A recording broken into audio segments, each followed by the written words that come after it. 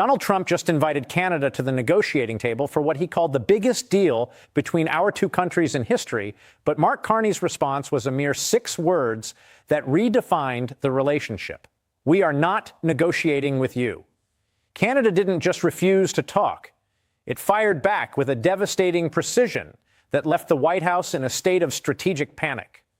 Within 24 hours, Ottawa announced retaliatory tariffs on $47 billion in American exports, energy restrictions hitting border states, and critical mineral controls cutting off access to rare earth elements. Most shockingly, Canada enacted a formal diplomatic downgrade, recalling its ambassador to Washington for the first time in the 158-year history of the bilateral relationship. Warren Buffett noted that Carney demonstrated the most powerful move in business, the willingness to never walk in. "I don't need you" is the most terrifying sentence a dealmaker can ever hear. And for a president whose entire playbook depends on the other side wanting a deal, this total rejection rendered his leverage zero. The invitation from the Rose Garden was framed as a comprehensive grand bargain, but the fine print revealed it was a trap designed to pause Canada's rapid diversification toward the EU, Japan, and the Indo-Pacific. To even sit at the table, Canada would have had to freeze its own retaliatory measures while American tariffs remained, suspend all other international trade negotiations, and accept national security as a valid legal basis for tariffs against a NATO ally. Carney and his team saw these not as negotiation terms, but as surrender terms disguised as process. By entering the room under those conditions, Canada would have tied its own hands while Trump controlled the clock. Instead of walking into a rigged game, Carney held a 4-minute press conference at the Department of Foreign Affairs to deliver a measured, cold, and final rejection based on 3 devastating reasons: trust, sovereignty, and independence. Carney argued that you cannot negotiate in good faith with a government that treats ratified treaties like the USMCA as disposable. He stated that Canada would not participate in a performance where agreements are honored only until they become politically inconvenient. Furthermore, he emphasized that Canada's path forward no longer requires American agreement. Over the past year, Canada has methodically signed or advanced trade agreements with the UK, South Korea, Australia, India, and ASEAN nations. This trade diversification is not a bargaining chip.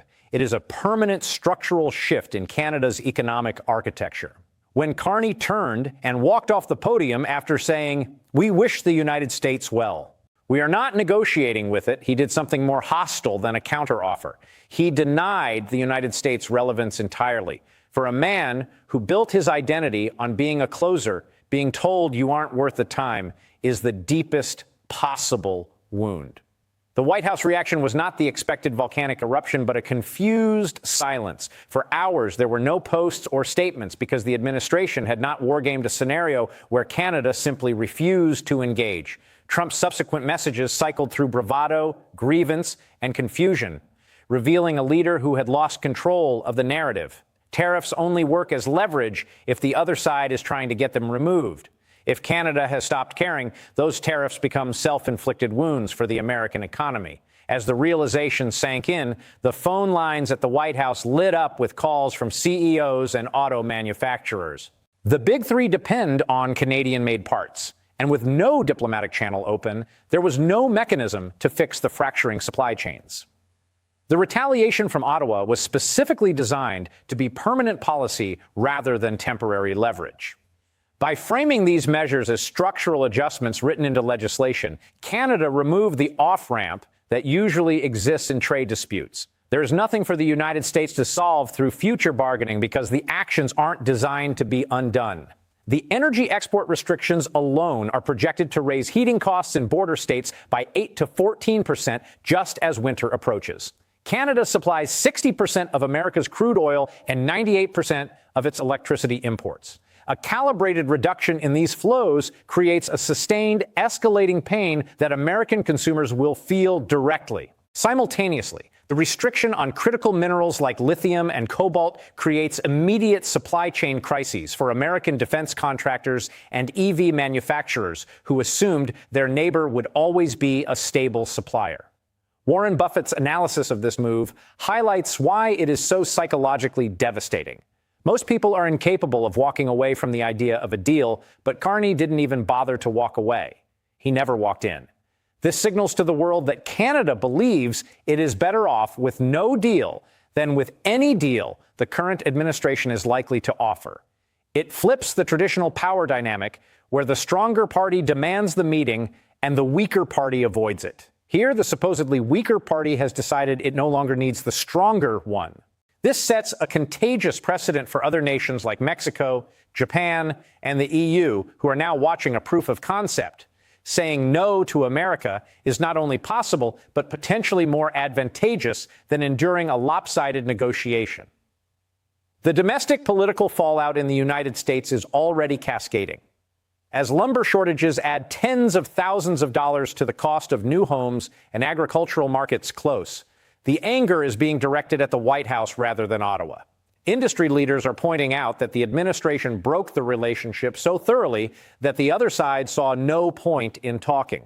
Congressional Republicans in border states are beginning to break ranks, calling for the administration to drop its preconditions and beg for a dialogue.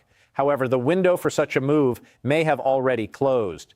Canada is fast-tracking its alternative partnerships, pushing agreements that usually take years to close in a matter of months. They are methodically replacing the United States as their primary partner. What we are witnessing is the collapse of a specific style of diplomacy. The art of the deal requires a counterpart. And when that counterpart decides your word isn't worth the paper it's printed on, your leverage evaporates. Canada has chosen to build its own future, and it is a future that does not include the United States.